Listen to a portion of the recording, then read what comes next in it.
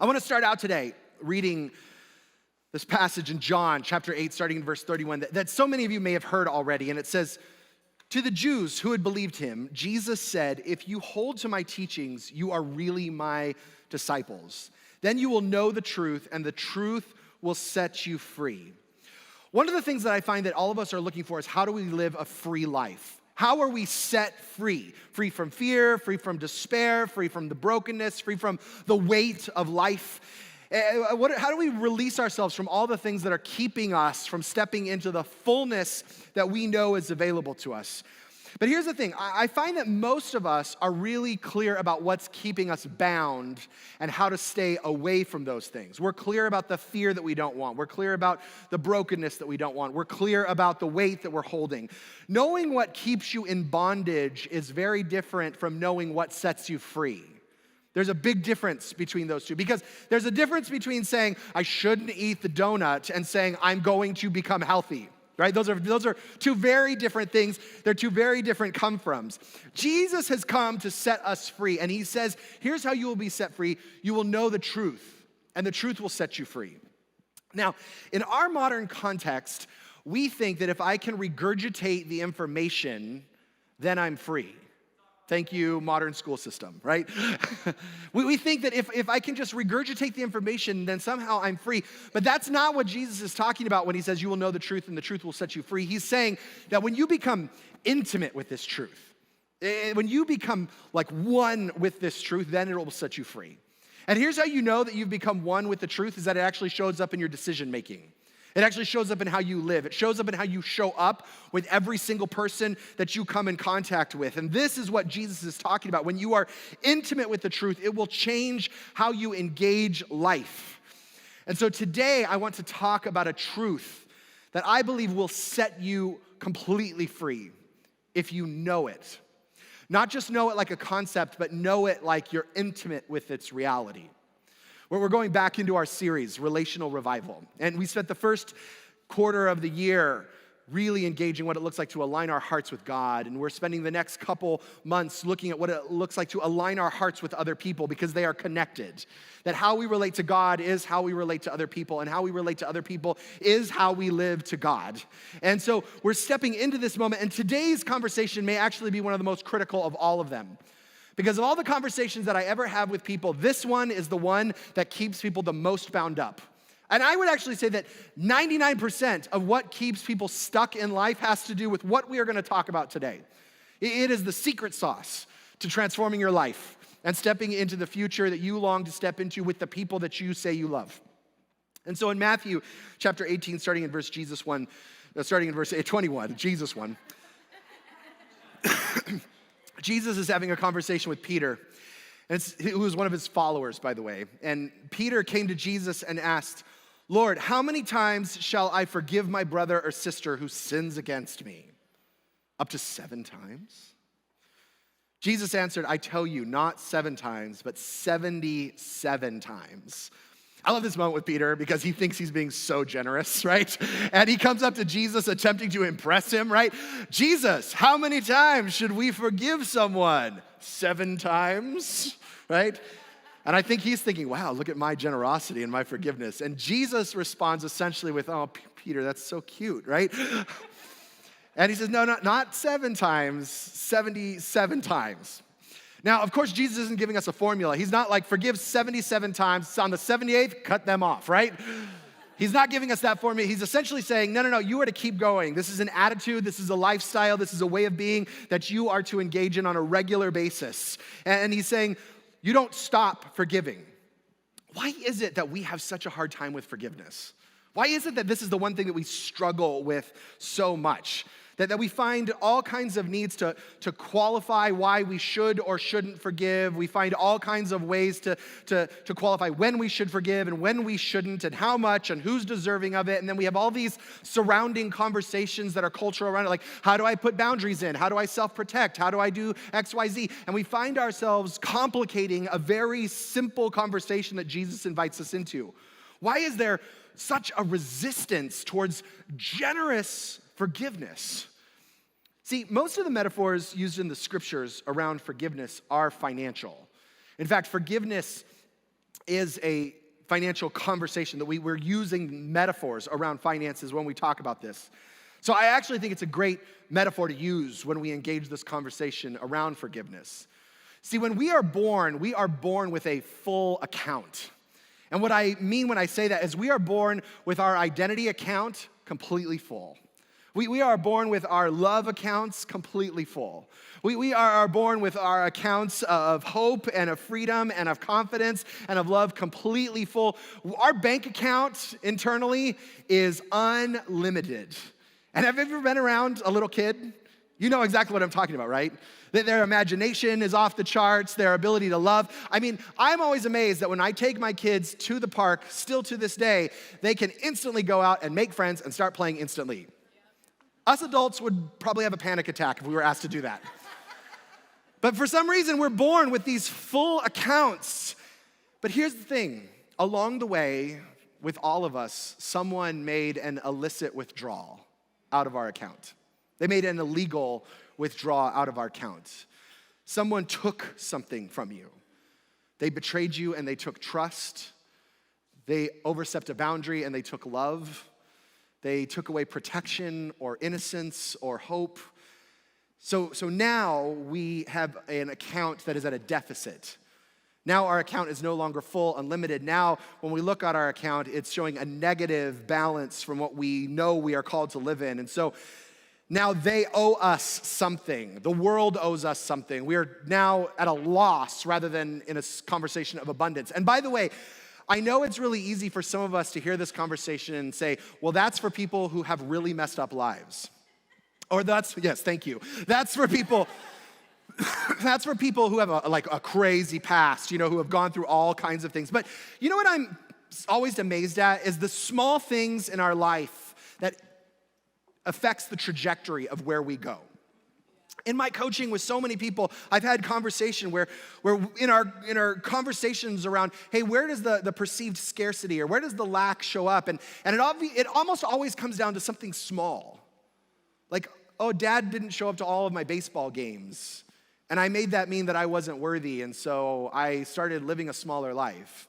Or mom had these really high expectations of me, and I didn't really know how to relate to those, and so I found myself thinking that it was hopeless. Or my best friend, I told them this secret, and then they told my other best friend, and I was betrayed, and now I learned that I couldn't trust people. Or my dog died, and then I realized people can't be counted on. I mean, there's all kinds of things. So this is not just for people who have pasts. If you're breathing here today, someone made an illicit withdrawal from your account. Someone betrayed you, hurt you. Life did not show up the way that it was supposed to at some time. And so now we are going through life with an account that is less than what we started with. Now, there are two ways to deal with a deficit in the books from a bookkeeping perspective. When we first launched Humanity Church 15 years ago, I was the only one on payroll, and which meant that I was the pastor, I was the worship leader, I was the janitor, and I was also the bookkeeper. And so I took like a crash course on bookkeeping, and I was doing my thing, and things were running, and I was just hoping that the IRS was okay, right? All the things. Don't worry, now we're much more stable. Thank you, Leslie Garcia. And yes. But at the time, I kept checking in with my bookkeeping friends. Am I supposed to be doing what I'm doing? They said yes. They taught me a chart of accounts and how to balance all these things. And then I got to this conversation with a friend about 18 months into the thing. And they said, well, hey, how's your reconciliation going every month? And I said, what reconciliation? They said, you're reconciling the books every month, right? I said, I didn't know I was supposed to. What is this reconciling you speak of, right? And they explained to me, you're supposed to look at what got taken out, what got put into your bank account, and match it with what's in QuickBooks, and they're supposed to match every single month. I had not been doing this, and we were 18 months behind. Now, QuickBooks is a nice program because all you do is go in and click reconcile, and theoretically, when you put in what's in the bank and what's in QuickBooks, it should say 0, and you're reconciled, and you click OK. I did that, and guess what? We were off by 23 cents. 23 cents, right? And I was so frustrated. And my friend said, now you could do a couple of things, but the one thing that you could do with this is that you probably should go combing through all of your records to find where the 23 cents is off. And so I printed off 43 pages of transactions. And I sat down in the living room with Marla at the time, and I said, all right, let's go through this and match them up. Amazon, $18.29, rent, so-and-so. And we went through every single transaction, 43 pages of them. And by the time we were done, we were still off by 23 cents.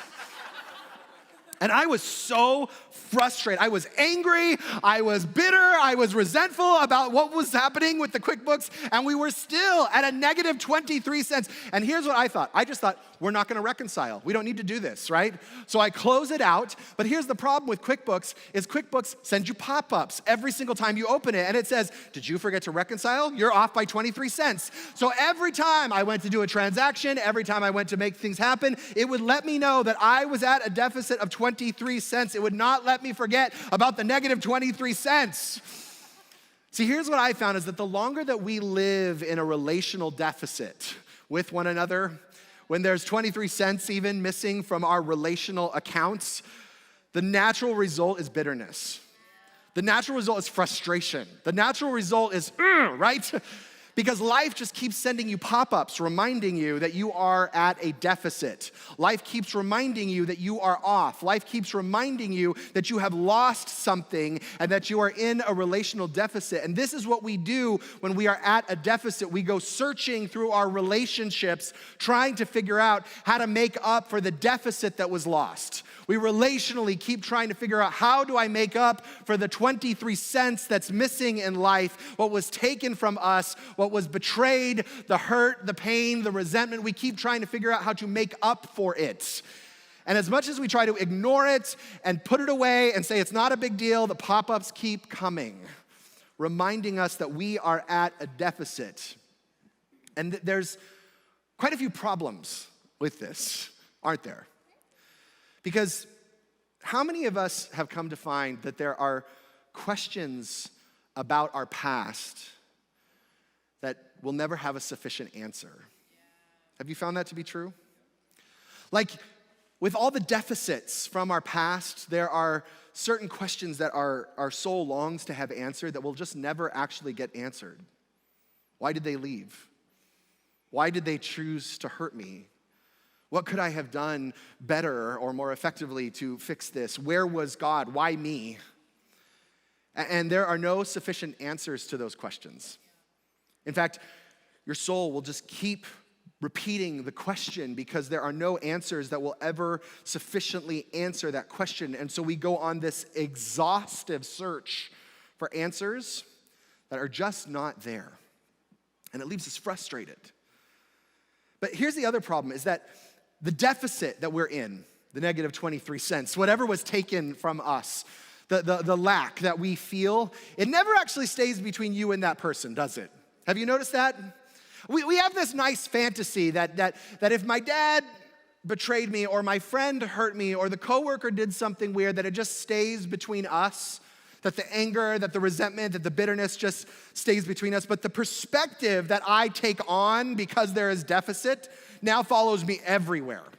Now it's every single place that I see, all I see is the pop-up that you are living in a deficit. The perspective is constantly informing me that there is not enough, that someone has taken from me and now I'm at a loss and I need to make up for it. So I need to take what's mine no matter where it comes from. I need to make up for this no matter where I can find the difference in the middle of this. Hebrews 12:15 says, "See to it that no one falls short of the grace of God, and that no bitter root grows up to cause trouble and defile many." See, when we live in resentment, in unforgiveness, in bitterness, when we live with the deficit, it is never just between us and the other person. It goes out and it troubles much. And see, we think that when we're living in resentment, when we're unwilling to forgive, that we're just sticking it to the person, right? How many of you been there? Let's be honest. I'm not gonna forgive them. I'm holding on to the power, right? I'm not gonna let them off the hook. But here's the thing. It is never between us and that person. It's like putting on tainted glasses, right? It's like putting on tinted glasses.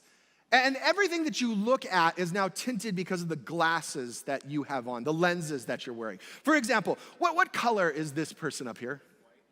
No, you're wrong. They're red. In fact, most of you are red. And the walls are now red. And the lights are now red. And see, now everywhere I look, all I can see is red and different tints. And I can actually not tell what color those lights are or what color lights are coming down at me. I actually cannot see the color of your clothes because now the lenses are informing everything that I see. And everywhere that I look, it's all red. See, because when you allow bitterness to inform how you see the world, it informs your perspective everywhere you look. And when you allow bitterness to enter into your life, it is like putting on a pair of tinted glasses and you actually cannot see reality correctly. It's actually impossible to see what's actually out there. So everywhere that you look, all that you see is scarcity. When you look through the lenses, all you see is there's not enough, someone took from me, I need to make up for it. And so when I look out at my friends, my family, my neighbors, my coworkers, all I see is lack. All I see is the scarcity. All I see is the deficit. I keep seeing the 23-cent pop-up saying, you do not have enough. So the scarcity gets transferred onto them. See, it may have happened years ago with someone from your past, but I'm still wearing the lenses. And so I'm looking out and I bring it into every single other relationship, and I need to now take from them rather than give to them because I got to make up for the deficit. And that's all that I think about. See, but we hold on to the resentment, the bitterness, the regret because it makes us feel powerful, doesn't it? It makes us feel like we actually have some control over a situation that was out of our control. It makes us feel like we might actually be able to have an answer for a question that is unanswerable. And so when the pop-up comes up and says, hey, where's your 23 cents? The deficit's still here, you still have lack, we have something to do. And so we will make other people pay at all costs to get back what was owed to them, even if it means hurting the people closest to us.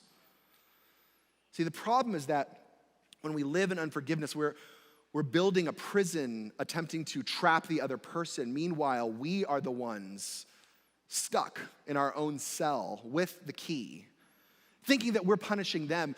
All the while, they're probably out living their life. They're free. They're doing whatever they might not even know your name anymore.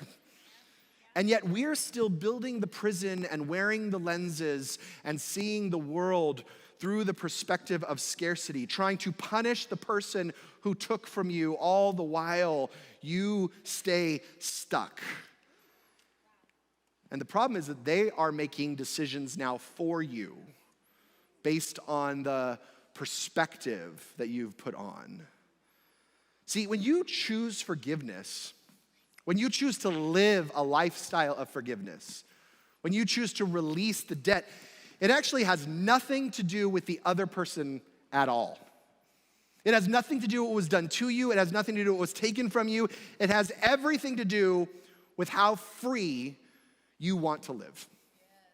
It has everything to do with the freedom that you long to step into and how free you want every single other relationship to be. I have two boys, Jackson and Colin. Jackson's 7, Colin is 5. Colin has this unique superpower to know how to push every single one of Jackson's buttons exactly how they need to be pushed. If you're an older sibling and have younger siblings, you know exactly what I'm talking about. But Colin's cute, but man, he is cunning. And he knows exactly how to look innocent and blow Jackson up all at the same time. And it's funny because I will watch him work his voodoo on Jackson, and all of a sudden Jackson's yelling and screaming and throwing things and running around, and I will calmly bring Jackson in there. Hey, Jackson, why don't you come on over here, bud? Let's have a conversation. And I ask him the same question every single time, and the question makes him so mad.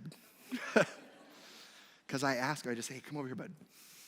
How long do you want to keep giving Colin all your power? I'm not giving Colin my power. He did this, he did that. Yeah, but you know what? He's calling the shots in your life right now. No, he's not. I'm doing that. No, hold on. He's pressing the buttons, and you react, and he knows exactly what he's doing. So all I need to know from you is how long do you plan on having Colin call the shots in your life? Because in that moment, Colin's calling all the shots. He has all the power. He's making all the decisions as to how Jackson is going to live, not because Jackson's powerless, but because Jackson is allowing his anger and resentment and his frustration, and he's taking his power and handing it over to Colin. And this is exactly what we do when we are unwilling to forgive.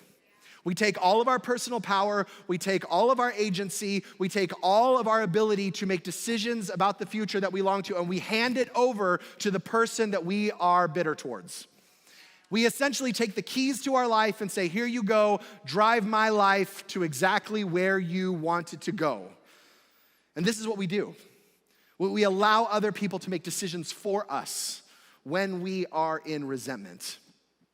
See, the other way to reconcile the difference, to reconcile the 23 cents, is to actually forgive the debt. To actually say, no, we're gonna do over, we're gonna redo the debt here. To forego your right to collect on the debt. To forego your need to collect on the other debt. And this is what forgiveness does, is it says, look, you owe me something. And I can spend my entire life attempting to make up for it. And I will use all of my energy and my time and my resources trying to answer a question that is unanswerable, trying to make up for a deficit that can never be made up. Or I can forego my right to collect on this debt and release myself from the obligation to make up for it. And release ourselves. See, we actually think it's letting the other person off the hook, when in reality it is about setting yourself free. It is about choosing to say, I no longer want them to call the shots in my life. I no longer wish to give them my power. I no longer wish to hand over the agency in my life. I am now going to choose to live in freedom, not just with them, but with every single other relationship in my life. By the way, forgiveness is not like a one and done process. I hear this all the time from people when we're talking or having some conversations or coaching or in some counseling. People will say things like this: oh, no, I forgave them 5 years ago. Right. How many of you have forgiven someone, and then you unforgive them? Yes? And you might not even consciously unforgive them. You're just like walking along and there it pops back up, right? I mean, I like to think of forgiveness like those whack-a-mole games at Chuck E. Cheese, where it just pops up and you have the mouth, there it is again, boom, time to, there it is again. And it's just a constant discipline, because in our fantasy world, we forgave and now it is done, but the fact of the matter is that it pops right back up and we get to forgive all over again. For some of you, there are people in your life where you get the privilege of forgiving them every hour. It pops right back up and then, look at this opportunity to forgive, to release, to choose freedom over and over and over again. And I choose forgiveness daily in my life. It's just like a regular practice. It's like I wake up, take a shower, put on my deodorant, brush my teeth, and forgive. That's like a practice. And it should be like a daily practice for us, because I choose forgiveness daily because I have no intention of bringing my past into my marriage with Marla. I have no intention of allowing my past to dictate how I will parent my boys. I have no intention of allowing someone in my past who hurt me, who took from me, who betrayed me, who abandoned me, and allowing that to make decisions as to how I will be with my community. I have no intention of giving them that power. And so forgiveness becomes a regular personal practice in my life, because I am not interested in having anyone but Jesus call the shots in my life. But here's the thing about bitterness that I found, is that it's so insidious, because no one walks around saying, I'm bitter. Now, some people do. They're very refreshing to me, actually, because there are some people who are like, nope, I'm bitter and I refuse to forgive. And I'm like, great, you let me know when you want to take your power back. That's great. Most people are not walking around going, I'm living in bitterness, right?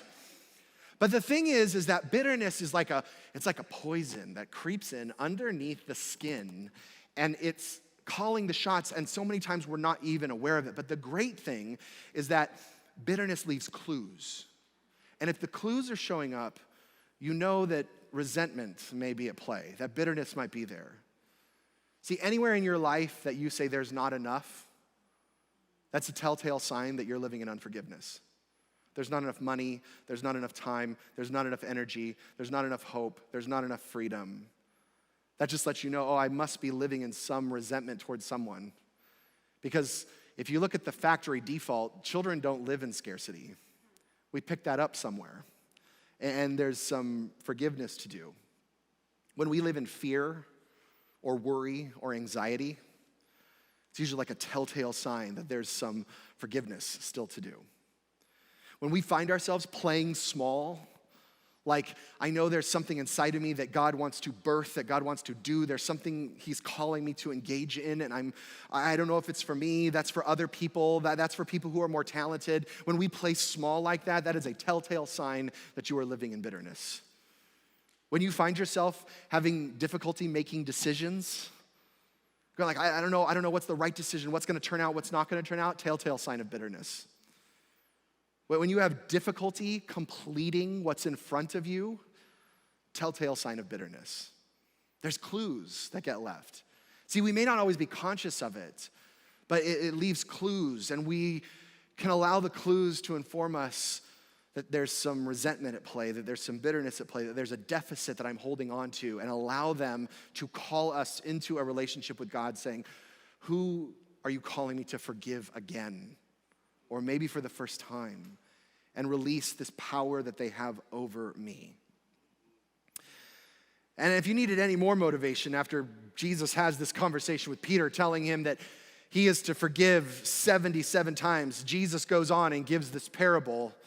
He says, therefore, the kingdom of heaven is like a king who wanted to settle accounts with his servants. As he began the settlement, a man who owed him 10,000 bags of gold was brought to him. Since he was not able to pay, the master ordered that he and his wife and his children and all that he had be sold to repay the debt. At this, the servant fell on his knees before him. Be patient with me, he begged, and I will pay back everything. And the servant's master took pity on him, canceled the debt, and let him go. But when the servant found out, when that servant went out, he found one of his fellow servants who owed him 100 silver coins. He grabbed him and began to choke him. Pay back what you owe me, he demanded. His fellow servant fell to his knees and begged him, be patient with me and I will pay you back. But he refused. Instead, he went off and he had the man thrown into prison until he could pay the debt. When the other servants saw what had happened, they were outraged and went and told their master everything that had happened. Then the master called the servant in. You wicked servant, he said, I canceled all that debt of yours because you begged me to. Shouldn't you have mercy on your fellow servant just as I had on you? In anger, his master handed him over to the jailers to be tortured until he should pay all back he owed. This is how my heavenly Father will treat each of you unless you forgive your brothers or sisters from your heart. See, the gift of Jesus is that he has forgiven us such a massive debt, a debt beyond what we could ever repay, a debt beyond which we could ever imagine. And on the cross, he took all of that. And he said, I choose to forgive you. It's what we celebrated on Easter, this moment where Jesus stepped into human history and decided that he would take on the debt that we owed the Father. And that he would forgive all of that, and that he would continue to forgive over and over and over again. A lifetime of destructive decisions. He just said, I will keep forgiving. It doesn't matter how much it is, I will keep forgiving. This is the beauty of Jesus. This is actually what sets us free, is that we are forgiven. And that we don't have to walk in shame or resentment or bitterness or hopelessness. That we can just know that we have been set free because Jesus has forgiven us. So when there is a small debt that our brother or sister owes us, when there's something that someone has taken from us, it would be insane not to forgive based on the amount of forgiveness that has been given to us, based on the amount of release and freedom that Jesus has poured out onto us. See, part of following Jesus is being marked as people who are forgiven and set free. That is the mark of a follower of Jesus. That I do not hold my past against me because Jesus does not hold my past against me.